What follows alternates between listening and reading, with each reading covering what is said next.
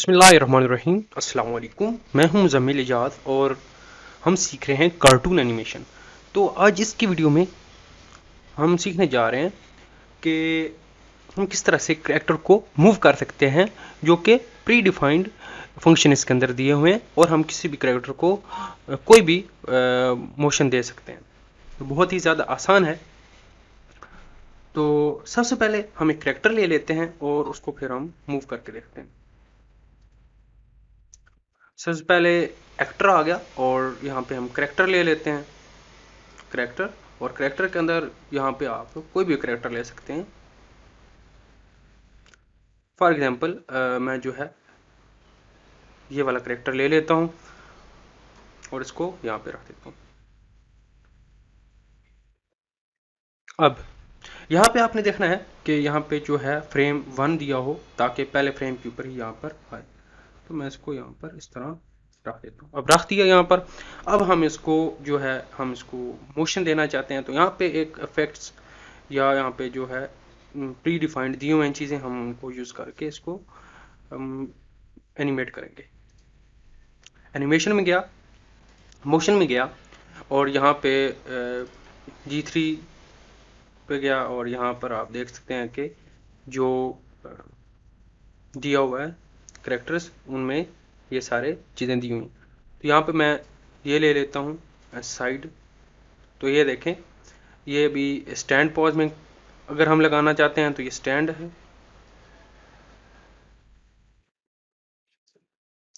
इसी तरह सेट और सारी चीज़ें। तो यहाँ पे आप देख सकते हैं कि यहाँ पर एस लिखा हुआ है तो इसका मतलब है कि स्टार्ट। ठीक है। और यहाँ पे जब एल लिखा होगा आगे तो इसका मतलब होता है कि लूप, यानी कि वो फंक्शन ये वो जो मोशन है वो बार बार चले। फॉर एग्जांपल हम वॉक करवाना स्टार्ट करना चाहते हैं तो पहले हम वॉक पे क्लिक करेंगे तो वो स्टार्ट वाला एक्शन हो जाएगा। फिर हम इसको वॉक L2 करेंगे, 2L करेंगे तो वो चलता जाएगा। दोबारा हम ऐड करते जाएंगे लूप को और दोबारा आगे चलता जाएगा। और जब हम वॉक को ख़त्म करना चाहते हैं तो हम उसको एंड वाला जो है वो ऐड कर देंगे। तो हम अभी देखते हैं कि किस तरह से चीज़ ऐड करनी है। तो सबसे पहले मैं इसको स्टैंडिंग पोज में लेके आता हूँ। डबल क्लिक किया तो ये स्टैंडिंग पोज में चला गया। अब यहाँ पर मैं यहाँ पर चाहता हूँ कि यहाँ पर वॉक करे। तो यहाँ पे मैं सिंपल फाइंड करता हूँ वॉक वाला और वॉक स्टार्ट का जो है वो तो मैं चाहता हूँ कि वॉक स्टार्ट करे। तो मैंने डबल क्लिक किया तो ये ऑटोमेटिक जो है वो वॉक स्टार्ट कर दिया इसने। अब मैं चाहता हूँ कि थोड़ा आगे चलता रहे। मैं डबल क्लिक करता हूँ तो ये ऐड हो गया। थोड़ा और ऐड करना चाहता हूँ तो डबल क्लिक किया, थोड़ा और ऐड हो गया। ठीक है। लूप को और थोड़ा ऐड करूँगा ताकि थोड़ा और आगे चलता रहे। तो ये इस तरह से हो गया। अब मैं चाहता हूँ कि ये रुक जाए तो ये रुक गया है। अब यहाँ पर आप देखेंगे 228 फ्रेम यहाँ पर आ चुके हैं। तो मैं जो है F3 प्रेस करता हूँ और यहाँ पे जो है वो इसकी टाइमलाइन निकाल लेता हूँ और हम देखते हैं कि ये किस तरह से नज़र आ रहा है। तो मैं इसको यहाँ पर स्टार्ट कर देता हूँ। स्टार्ट सबसे पहले हम स्टार्ट 1 पे ले जाएंगे और अब देखते हैं कि किस तरह से ये देखें।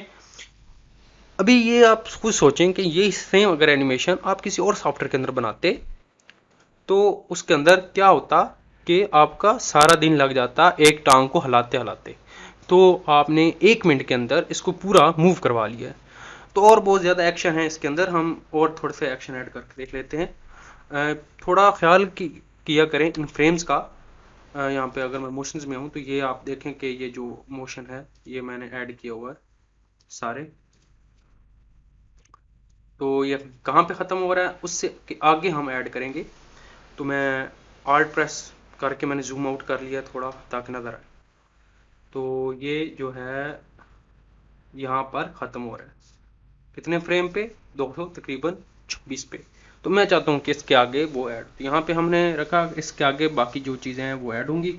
मैं F3 प्रेस करके इसको गायब कर देता हूँ ताकि मैं आसानी से चीज़ें ऐड कर, बाकी चीज़ें भी हम ऐड कर सकते हैं। यहाँ पे फेस के अंदर चले जाते हैं G3 और एंग्री को ऐड करते हैं तो एंग्री, ब्लिंक करते हैं तो ब्लिंक। इस तरह करके हम चीज़ें ऐड मज़ीद कर सकते हैं। यहाँ पर सिट का पोज बना सकते हैं, तो ये बैठ जाएगा। अभी फ़िलहाल चेयर नहीं है, लेकिन आपको दिखाने के लिए। तो इस तरह करके डबल क्लिक करते जाएं तो वो चीज़ें जो हैं वो इस तरह ऐड होती जाएंगी।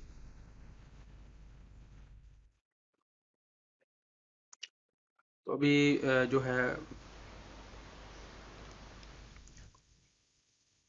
रन को हम स्टार्ट करके देख लेते हैं।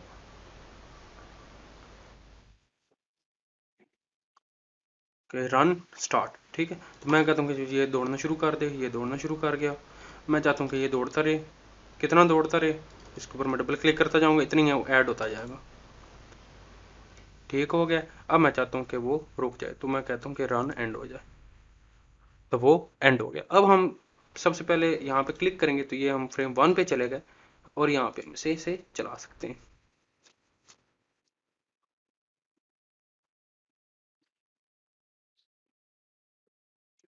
अब ये इस तरह से ऐड हो गया, ये बैठ गया, ये दौड़ने लग पड़ा,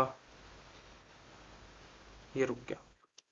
अब यहाँ पर एक जो है आपने देखा होगा कि ये यहाँ पर रुकनी चाहिए, यानी कि यहाँ पे एनिमेशन ख़त्म हो गई है लेकिन ये आगे चलती जा रही थी फ्रेम्स, तो हम रोक सकते हैं। यहाँ पे हम कहाँ तक एनिमेशन चाह रही है, 462 तक।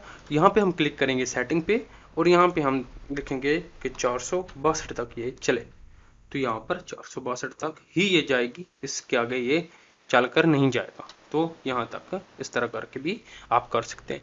तो इस वीडियो में मैंने आपको बेसिक दिखाया है कि किस तरह से हम इसके अंदर मुख्तलिफ मोशंस ऐड कर सकते हैं।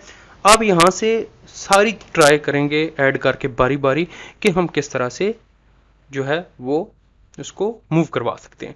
तो अभी तो ये छोटा सा एक डेमो था, मज़ीद हम देखेंगे कि वाकई ये आगे मूव करके जाएगा और बैठेगा भी सही, सारी चीज़ें हम आगे देखेंगे कि किस तरह से होती हैं। तो ये इसके प्री मेड मोशन दिए होते हैं जिनको हम यूज़ करके किसी भी करेक्टर को मूव करवा सकते हैं। तो उम्मीद करता हूँ कि आपको वीडियो पसंद आई होगी। अपना ख्याल रखिएगा, दुआओं में याद रखिएगा। अल्लाह हाफ़िज़।